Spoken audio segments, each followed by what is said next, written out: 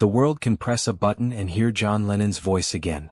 But Paul McCartney cannot call him. He cannot call George Harrison or sit beside Linda after a show, or return to the Liverpool home where his mother once made everything feel safe.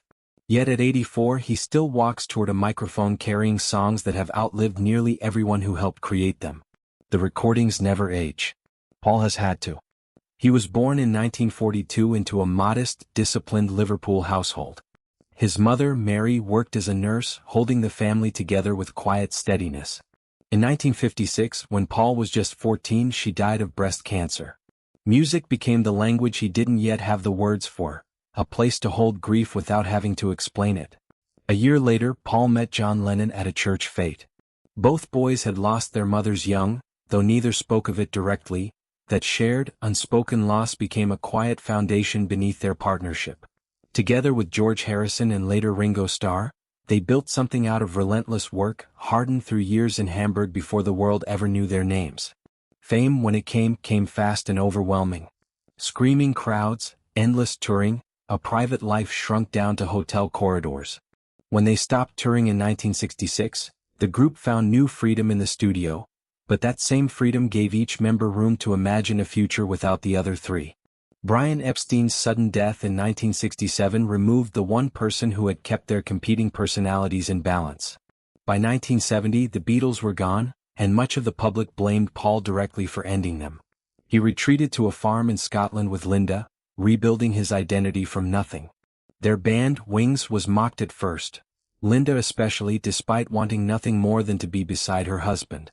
Slowly, through failure and persistence, they built something real, proving Paul's creative life hadn't ended with the Beatles. Then, in December 1980, John Lennon was murdered outside his New York apartment. Their final conversation, unknowingly, had been warm and ordinary. Paul later wrote, "Here today," as an imagined conversation with the friend he never got to properly say goodbye to. In the mid-1990s, cancer entered his life again, this time taking Linda, just as it had taken his mother decades earlier. She died in 1998. Paul later admitted simply, "I think I cried for about a year on and off."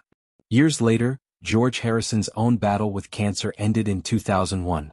Paul visited him near the end. He described that final goodbye in 3 words, "We held hands." Yet even carrying all of this, Paul kept creating.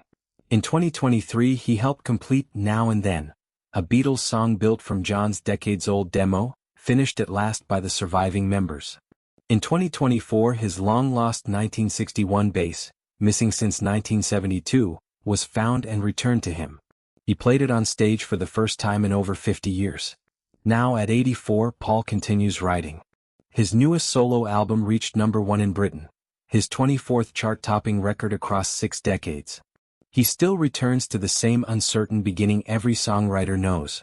An instrument, a fragment, notes that didn't exist a moment before. Mary never saw who he became. Linda missed the concert still to come. John never grew old beside him. George never heard entire arenas finish songs they once struggled to write in tiny rooms. But their presence lingers, in a recovered bass, a restored recording, a song answering another across decades. When the final chord fades, Paul walks off stage carrying the people he's lost, because the music continues asking something of the life that remains. And somewhere, someone hears one of his songs, and for a few minutes someone they loved feels close again.